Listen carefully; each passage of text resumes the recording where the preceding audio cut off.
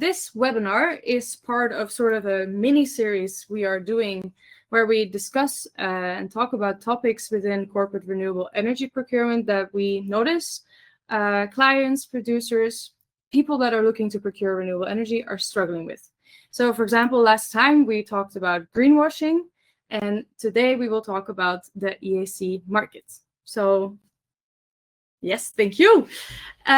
This is a result from a poll we did before. So today we'll talk about understanding the market for EACs. And with the market, we mean the journey between the production point of an EAC and the consumption of an EAC. So who is in this market? How are these GOs going from hand to hand? And what happens before you as a consumer actually get it? Yeah, before we get into the content, a small introduction from the both of us. My name is Sophie. I work as an analyst here at Procurement. I'm originally from the Netherlands. I landed here after writing my master's thesis about guarantees of origin at Procurement, about topics quite closely related to what we're talking about today, actually. So I'm happy I get to share it with someone else than just my supervisor. And I'm here with HP. Yeah, so my name's HP, and actually, I think I started working with tracking and documenting renewable energy when you were 6 or 7 years old, I think. Ish. So I've been in this development for many, many years, and I still find it very fascinating, and especially since we have had significant development in this tracking and documentational space. So this is still very exciting. Yep. A quick overview of what we will go through today. First, we will just very briefly recap what is a guarantee of origin, how does the system work. Then we will dive into some statistics from the Association of Issuing Bodies on production and consumption of GOs. And then we will talk about the prices on the market, what causes these wild swings, and we will summarize with our perspective on how you should navigate these price fluctuations and a strategy advice for how to procure these GOs. So let's get started. Just one slide on what drives us here in Bicor. This is not a seminar for selling our services, but in order to get what we're going to say into some context, I think it's important to let you in on who we are and what we stand for. We normally say that we're talking about doing green by black numbers, meaning that we are in this space to actually contribute with a positive net impact. And the goal that we have is to actually do something good for that only planet that we have, the blue marble. And we see a future, a vision where the globe is hot, it is flat, meaning digital, and also crowded, meaning that we are depleting actual resources.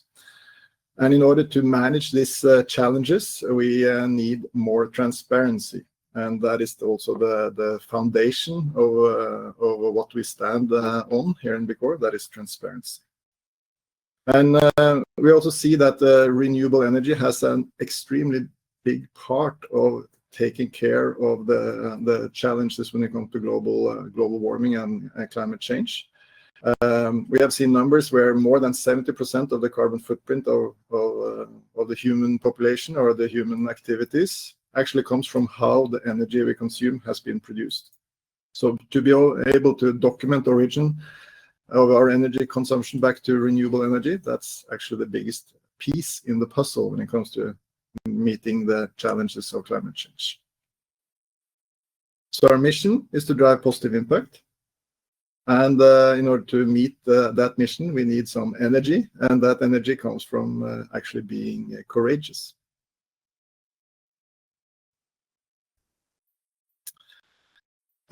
In the crowd or in the audience today, I know that we have several sustainability managers and sustainability leaders. And we know that you guys have a very, very hard everyday life in your work, because You have investors, you have regulators, you have NGOs, you have customers, you have suppliers, you have certification bodies, you have auditors, you have ISO standards, you name it. And you have to manage all this at the same time as you don't really have data on what to report on and manage on. So we know that your everyday work is quite frustrating. And we know that it's becoming even more complex every day with new requirements and new pressure, because sustainability is on the agenda, will be on the agenda, and will shape the future of business. So in order to meet that, at least one thing we can contribute with is to make one thing simple, and that is how to document the renewable origin of your energy consumption. So at least one piece that can be simplified.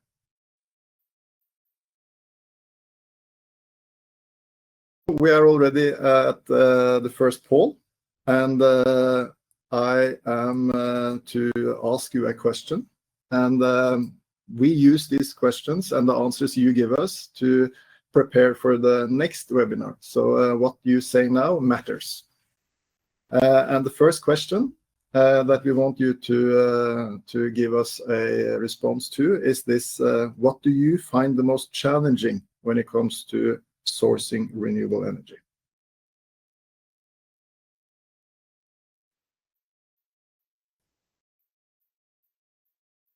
And I think I should see some alternatives somewhere.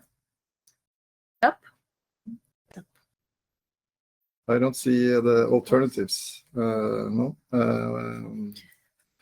Okay, yeah, so I have it here now. So you can choose between some alternatives here. And the first one is having credible claims and avoid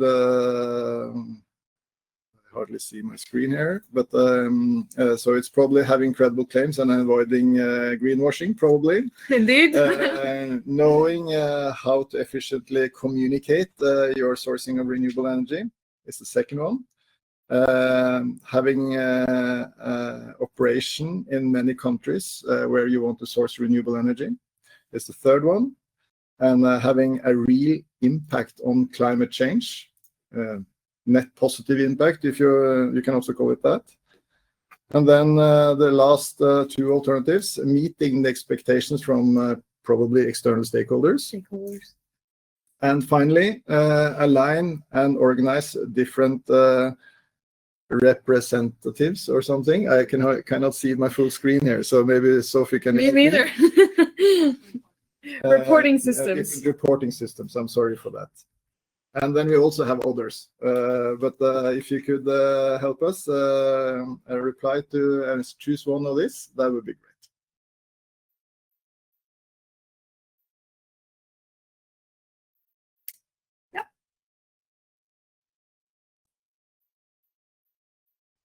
So let's continue with and we will get back to the results. So you will also see the results a little bit later. So let's go through some basics when it comes to the energy attribute certificate system.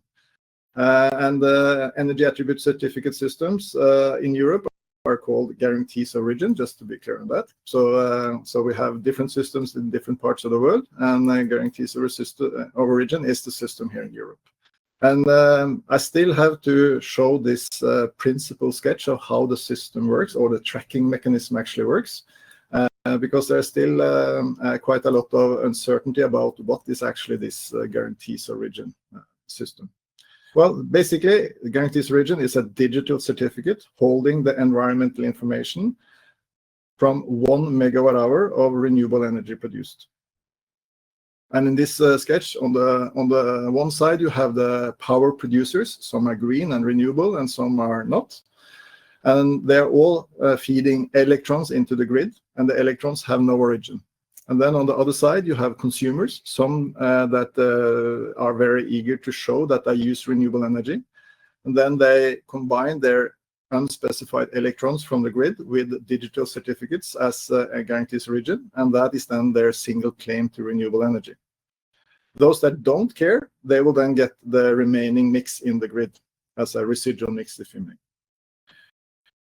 As an analogy to this, we have a system we call money in our everyday life. And in that, we are using money in the same way as we use these certificates.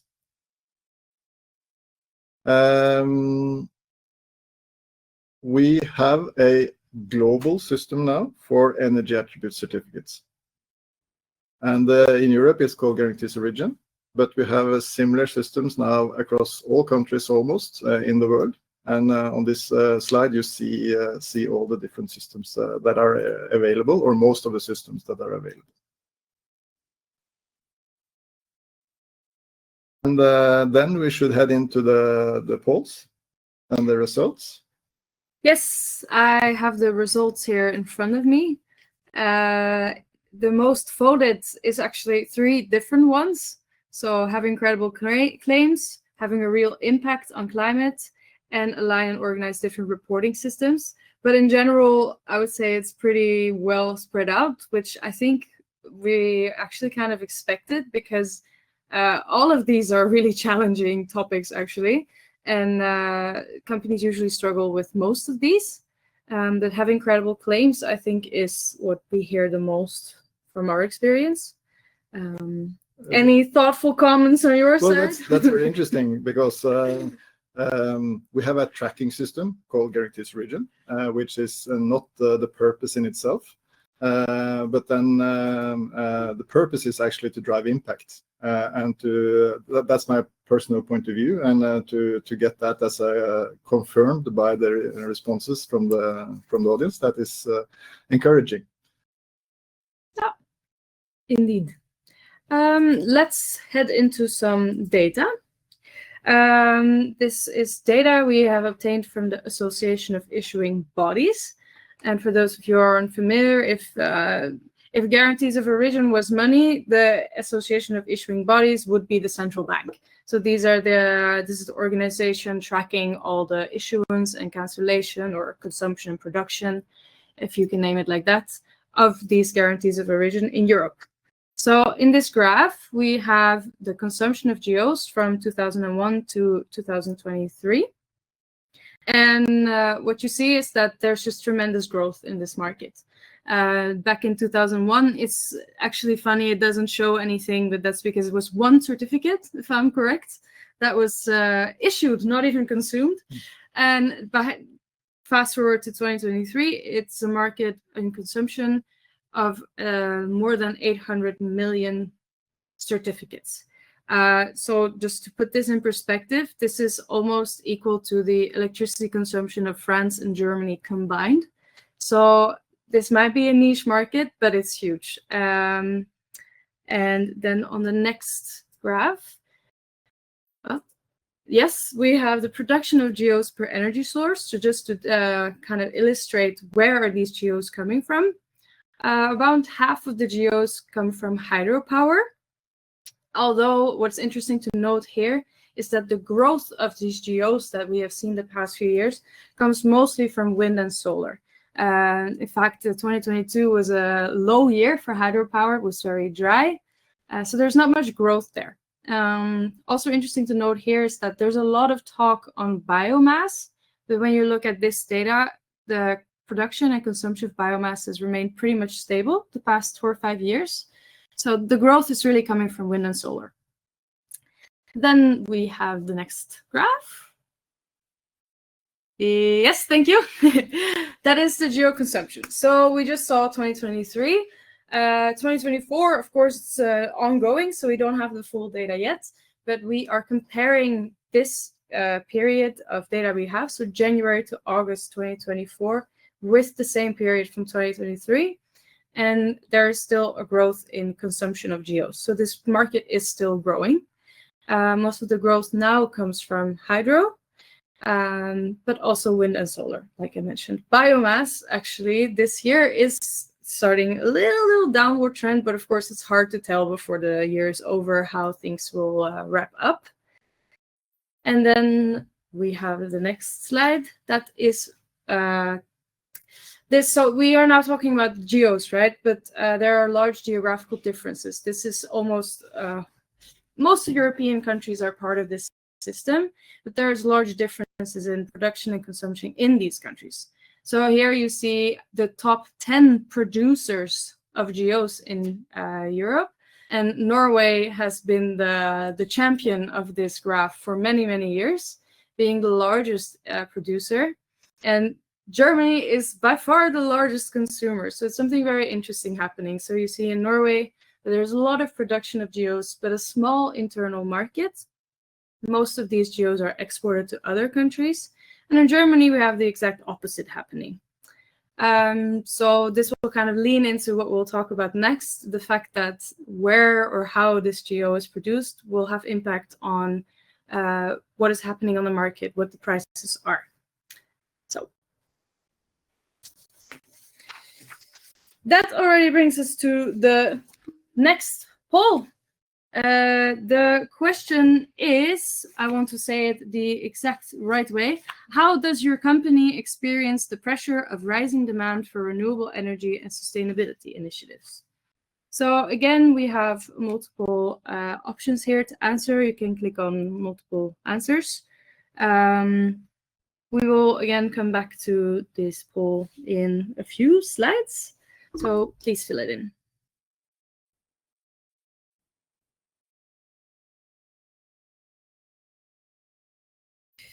Yeah.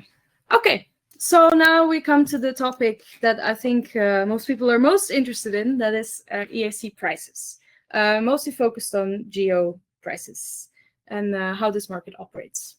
So HP, take it away. Yeah. So first of all, let's get the concept in place. For electricity, we have one market for electrons, if you may. And that is because all electrons are equal, and you can make a very efficient commodity market for electrons or electricity.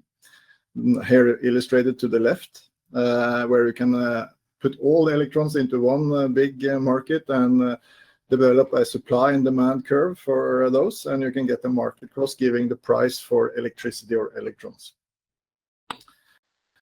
Already from the beginning, the guarantee, where the intention behind guarantees origin was to build something on top of the commodity for electricity, meaning a system for documenting the origin, creating a possibility for a transparent choice by consumers, and that choice had an impact on production of renewable energy. That means that these guarantees origin, they are not a commodity. They are representing unique ways of producing electricity. It could be from different energy sources. It can be from different countries.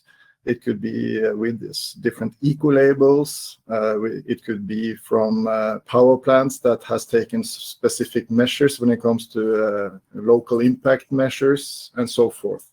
So there's a quality dimension to the market of origination, meaning that each and every of these qualities is a separate small market. So it's not one big commodity. There are a multitude of different smaller markets here represented to the right.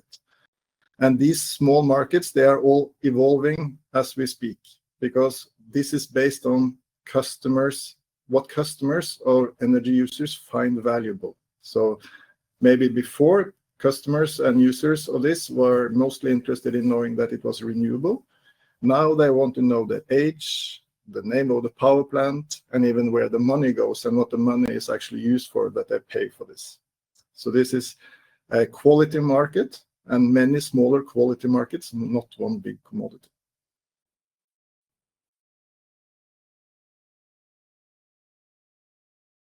And here we have a very interesting slide. And the situation we have to how this market is organized today is that you have a intention where you have a customer paying a price for documenting the renewable origin. Then there are a service of matching that up with production of renewable energy. And then most of that money ends up in the balance sheet of the producer of renewable energy. That is the intention, because if you have the money flow going from you as a consumer of electricity into the balance sheet of the producer of renewable energy, you are incentivizing increased production of renewable energy. Your choice matters.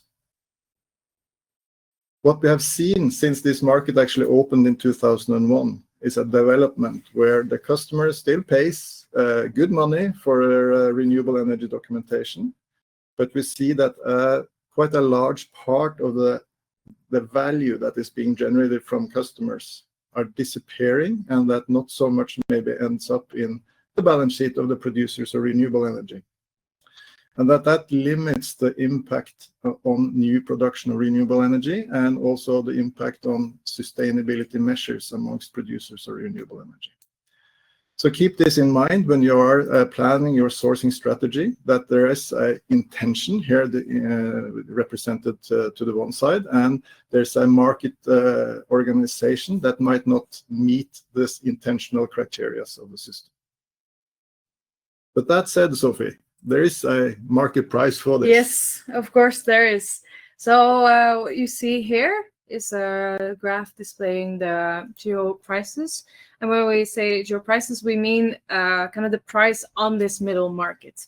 So this price will not necessarily reflect what a producer gets, and also not what a consumer, like an end consumer, pays for the geo, but whatever happens in between. So we have collected this data since 2008, although not me personally, I have to admit that, but at Vicor.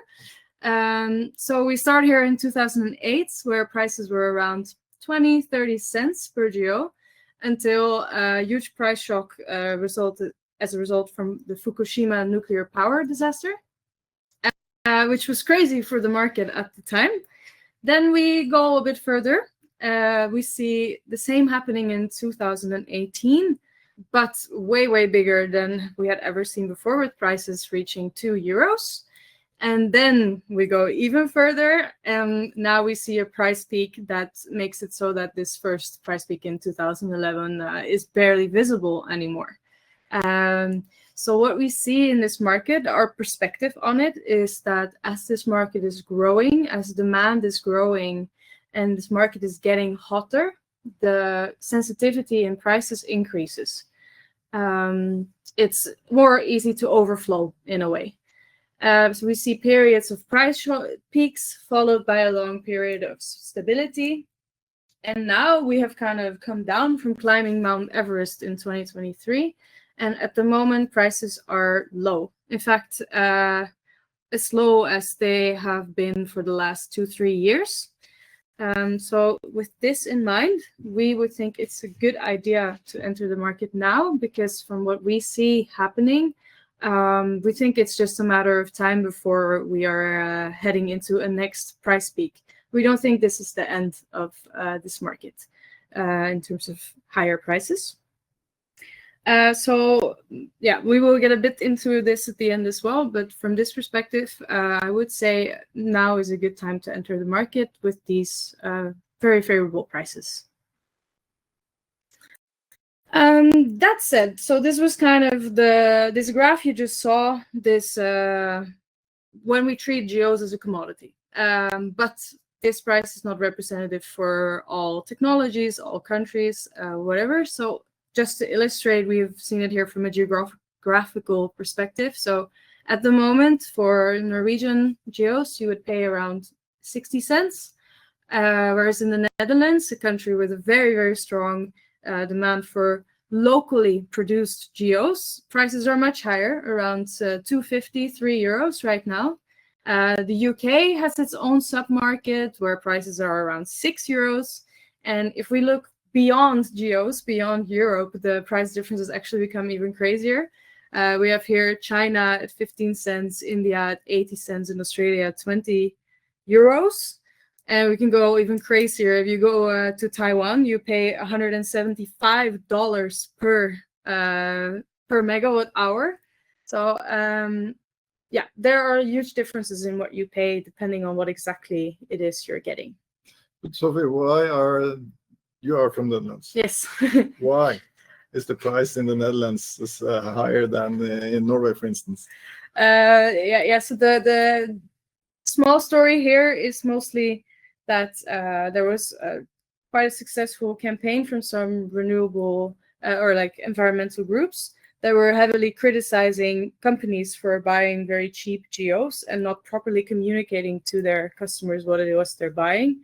Like Dutch people were genuinely convinced that all of the electricity in our grid was green, and the geo market took a hit in the reputation, but it actually led to an increasing demand for local geos, and that's why you still to this day see that in the Netherlands you pay more for the geos. There's more value linked to a Dutch geo compared to geos somewhere else because of this focus on transparency and local impact.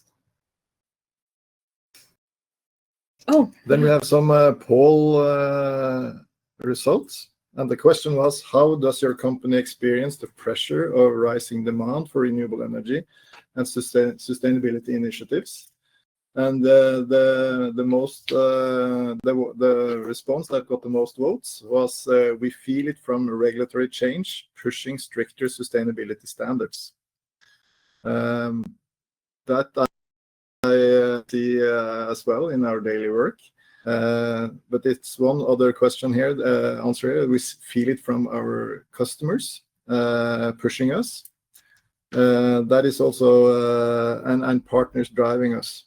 That is also two alternatives that have been selected by a significant part. Any thoughts, Sophie? Yeah. What I find interesting is that, for example, we talk a lot about RE100, which has some stricter standards on what type of GEOs you can use. So they have very explicitly stated that you need GEOs from new power plants, which I think is an interesting direction in a market where GEOs are being standardized. That an organization like RE100 says, no, you need to know what you're getting. And that fits exactly with how we would like to see it. So I can understand why this is most voted. Yeah. Then actually we are already getting closer to the end of the presentation. And we have used this illustration of this green tick, you call it tick the box exercise, as an illustration of our summary here. And you can source renewable energy in principally two ways. You can just tick the box, buy something that you don't really know where it was produced, when it was produced, and how it was produced, and not really knowing the impact of it, but just tick the box and be done with it. Or you can actually use these certificate schemes for what they were intended to be used for, meaning that you can make transparent choices about where, when, and how it was being produced. And of course, there are that gives you also some challenges, and then you maybe can use eco-labels to support you in that journey. But it all matters. You have to be a educated consumer of this as of every other goods, so that you can do things that are contributed to your brands and your company strategic choices. But we also have promised to talk a little bit about how to buy and some strategies related to that. Sophie, do you have some words to that at the end? From my perspective, what I would recommend is, say you are a sustainability manager with a fixed budget, I would prioritize buying impactful GEOs where you know your money ends up, rather than looking for the cheapest player in the market you can find with the cheapest GEOs. Because in a way, having low prices for GEOs is not really the end goal here, right? Like, you're trying to create value, you're trying to create impact. You can't do that if these certificates are for free. Then we might as well not buy them. So if you have a fixed budget, make sure you know what you're buying and that you buy something with impact. And from a more direct cost perspective, I do think this is a good time to buy. Prices can go lower. They're still going down, but I don't think they'll go down that much more. And the risk of this new price peak doubling, tripling, quadrupling the prices and fast is high. So from that perspective, I think now is the time to buy. Thank you. Yeah.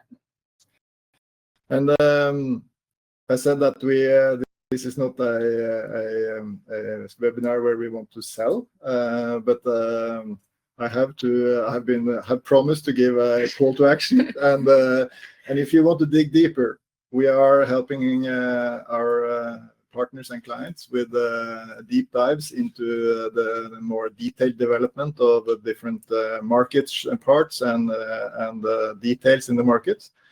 And you can read more about this on our webpage. And we are doing this in the form of a quarterly report where we give an update on particularly the development in the European guarantees or origin market, but also giving some broader perspectives globally.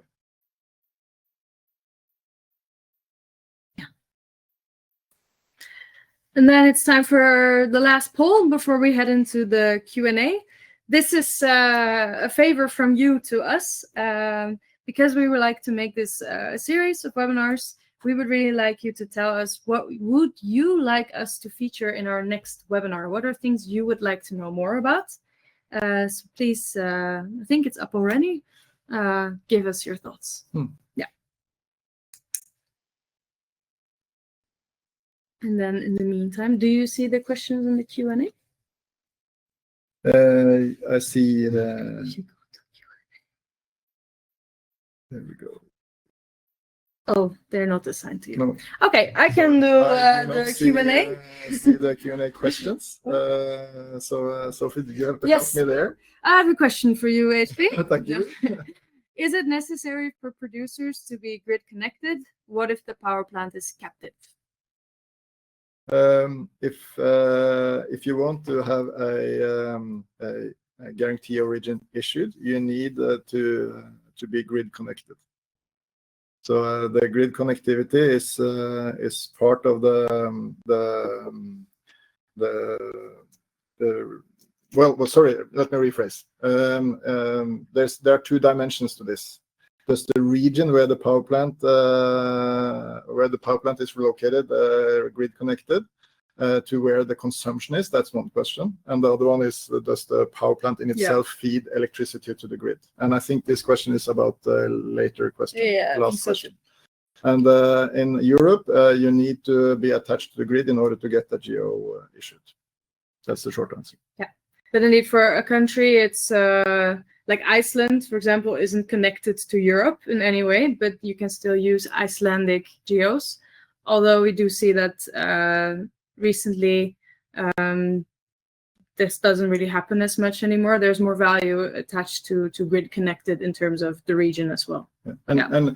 And here we see actually the transparency playing out in practice, because you as the buyers of this documentation, you can make a choice.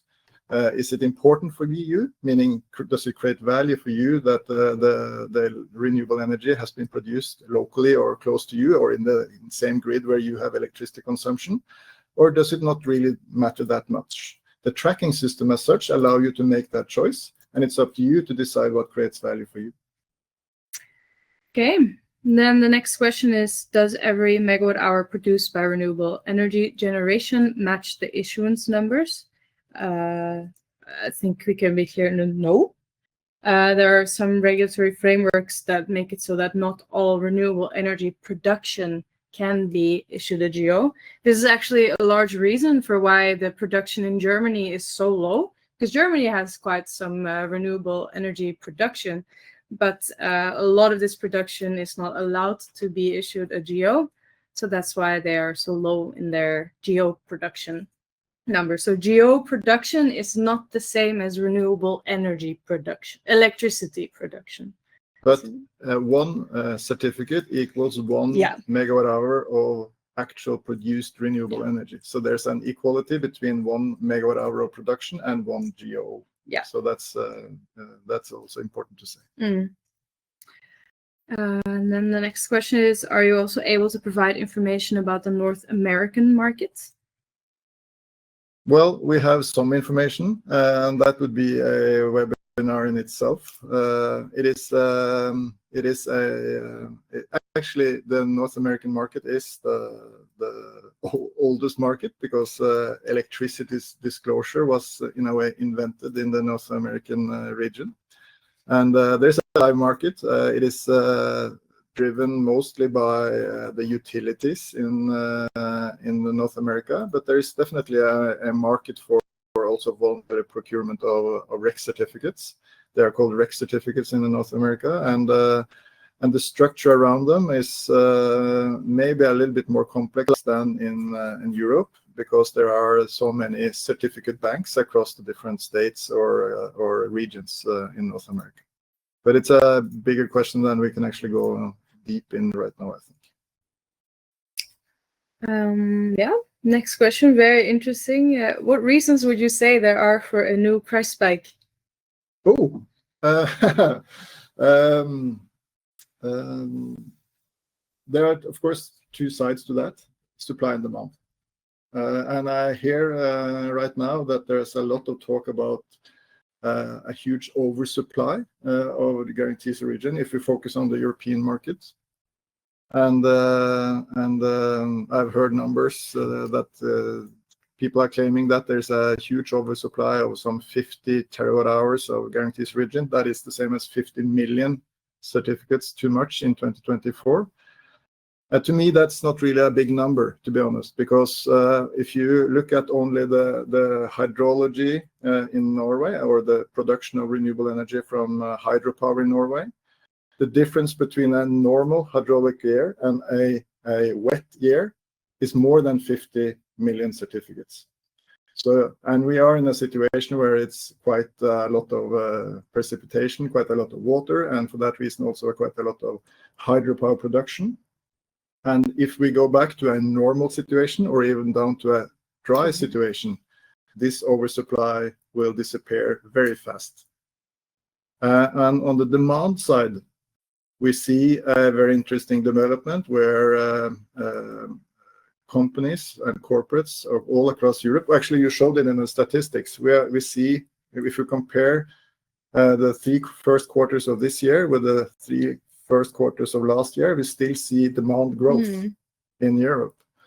And we also see that large customer-facing companies in the car industry, in the fashion industry, in actually across many, and in the food and beverage industry, they have now done a lot of work on their Scope 2 emissions and are becoming quite advanced in their reporting on Scope 2 emissions. And they're now starting to put pressure on their supply chain. So they're now starting to ask their suppliers in Tier 1, maybe Tier 2, and even Tier 3, about how they document, and ask them to document their renewable origin themselves in the same way as the customer-facing companies does. And what happens then is that we are meeting, of course, an increased number of companies that want to document, but also these companies that are upstream, they are also the ones that are using enormous amounts of electricity. So you're not meeting a wider number of companies, but you're also meeting an increasing, exponentially increasing demand for electricity. So, and we see regulatory change, we see investor pressure, we see a lot of these peer pressure things that are creating an increasing demand. And as you showed very good in your long-term price history, the peaks are coming tighter and tighter in time, and they're becoming higher and higher. And that also gives me a macroeconomic view that this market is quite stressed and is very rigged for the next price spike. And that is driven very much by the increasing demand.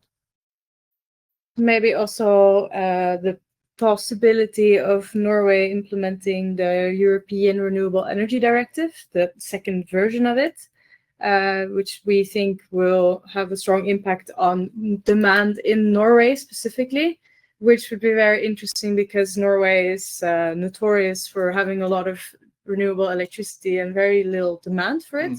So that's also, I think, something worth keeping in mind here. Then the next question, you'll like this question. Do you follow the buzz around hourly matching? How does Procure feel about this? Well, Thank you for this question. hourly matching or 24/7 matching or granular matching, it has already gotten many names.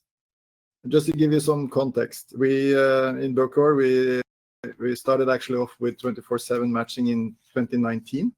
Back then it was a fun thing that we wanted to make, and we were able to then make the algorithms, and we had the privilege of building a pilot together with Inca or IKEA and we on testing this algorithm out.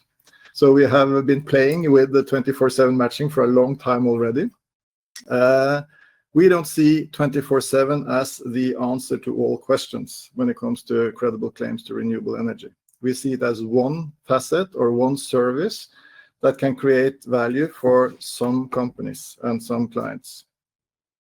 We think that it's very important that we get everybody on board and we get everybody into the logic of credibly claiming renewable energy, and that is maybe more important than moving on to an even more advanced solution, which is 24/7 matching. That is where we are right now. But if you look maybe 3-5 years down the road, I'm certain that the use of 24/7 matching has increased exponentially and has become a big thing. But right now, we are more on getting everybody on board and getting everybody to use the same tracking and accounting system rather than pushing for the next frontier. Yeah, great answer. I see there's one other question coming in, but I think we answered that about the consumption of geos in Norway, if that will change. If that's all for now, I think we can wrap up, right? Last chance. Last words. Yeah. Last chance for a question. Anybody? Otherwise, we will close. Okay, then. I would thank you so much for joining us and for your responses to the polls and for a great set of questions. And we will come back with more webinars, and we will try to make them as relevant as possible related to your responses. So thank you so much, and have a nice afternoon, and stay tuned. Thank you.